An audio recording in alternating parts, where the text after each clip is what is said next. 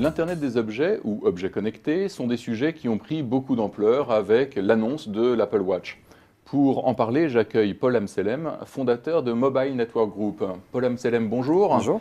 Alors, l'Internet des objets, c'est quoi? Internet des objets, vous l'avez déjà dans votre poche, puisque votre téléphone portable, c'est un objet connecté, c'est le premier objet connecté.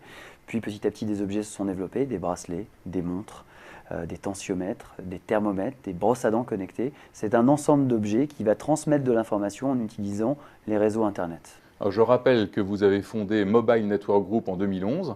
Vous réalisez un chiffre d'affaires de 17 millions d'euros en croissance de 80%. Votre métier consiste à monétiser l'audience et à développer de nouvelles applis, en particulier pour l'Internet des objets.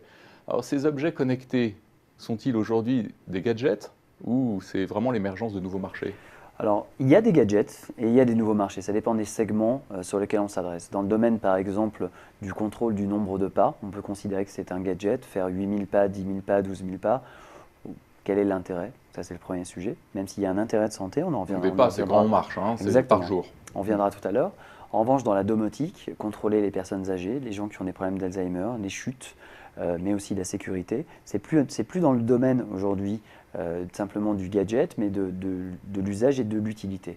Dans le domaine de l'assurance, quand vous prenez votre voiture, être capable de savoir quelle est sa consommation, où elle se trouve, et être bien sûr dans un environnement qui est sécurisé en cas de problème ou d'incident, ça ne fait pas partie du domaine du gadget. La consommation, vous parlez de la consommation d'essence? Oui, bien sûr, la consommation d'essence, mais aujourd'hui, vous connaissez les voitures hybrides, la consommation à la fois d'électricité ou d'essence.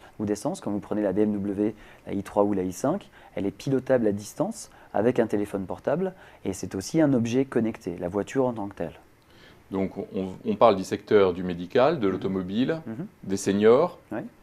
Mais on parle de la maison. De la maison, on parle de la santé, on parle des seniors, on parle du sport.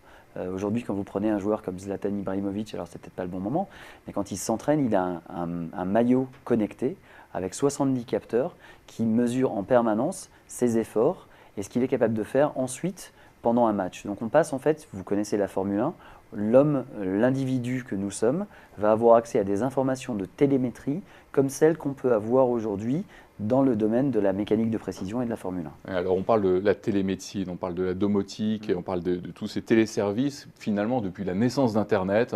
Mais les marchés jusqu'à présent n'ont pas vraiment décollé. Alors quels sont les nouveaux... Est-ce qu'il y a des déclencheurs qui ont fait que ça a démarré ou que ça va démarrer? Oui, je pense qu'il y a 3 déclencheurs. Le premier, ce sont les réseaux. Aujourd'hui, on a des réseaux haut débit, de qualité, qui sont à la fois fixes et mobiles. Et effectivement, pour passer l'information d'un objet connecté à un téléphone ou un ordinateur, il fallait des réseaux. C'est le premier élément. Le deuxième élément, c'est que le prix des composants qui permettent d'avoir ces petits capteurs a fortement diminué. Quand vous prenez aujourd'hui un avion comme l'Airbus, il y a 700 capteurs différents, avec des prix il y a 10 ans qui étaient très élevés. Aujourd'hui, ils sont beaucoup plus faibles. Donc il y a un effet prix aussi. Le dernier élément, c'est qu'en fait, et c'est un chercheur de Stanford qui s'appelle Eric Topol qui l'a très bien conceptualisé, aux États-Unis, et même en France, mais surtout aux États-Unis, il y a 5 ans, quand vous vouliez faire un test ADN personnel, c'est-à-dire que vous prenez une petite languette que vous mettez dans la bouche pour décoder votre ADN, ça coûtait 3 millions de dollars. Aujourd'hui, à l'heure à laquelle je vous parle, aux États-Unis, pour 300 dollars, vous recevez une matrice statistique qui va vous donner des informations sur votre santé actuelle et à venir. Ça reste des statistiques. Je peux recevoir aujourd'hui une information me disant « Écoute Paul, selon l'analyse de l'ADN qu'on a faite de ta personne, tu as 50% de chance d'avoir à partir de 50 ans une maladie cardiovasculaire. Qu'est-ce que je vais faire? Je peux l'oublier ou je peux agir. Et pour agir, on me conseille de faire du sport, de contrôler mon poids, de faire donc de l'activité. Et comment je peux le contrôler? Simplement avec un bracelet connecté, avec un tensiomètre connecté, avec une balance connectée, qui sont des outils de bien-être de court terme comme de long terme. Donc aujourd'hui, la prise de conscience individuelle de la santé, mais plus de ma santé personnelle, permet l'émergence des objets connectés, soutenus aussi par des industriels comme Apple, comme Sony ou comme Samsung et LG, qui y voient très sincèrement un potentiel de business à court terme, mais aussi d'exploitation de données personnelles à moyen terme. En termes d'enjeux économiques, donc on comprend bien que manifestement la santé, le secteur médical, peut-être les seniors sont les marchés principaux. L'automobile, c'est quoi les grands secteurs? Alors les grands secteurs, c'est l'automobile, bien sûr, Oui. la domotique, la santé. Pour vous donner quelques chiffres, Cisco estime que dans 3 ans, c'est un marché qui va représenter à peu près 50 milliards de dollars de business et qu'on aura plus de 10 milliards d'objets connectés au quotidien autour de nous. Mais dans le domaine du B2B, on peut parler par exemple d'EDF avec les nouveaux compteurs qui sont mis en place.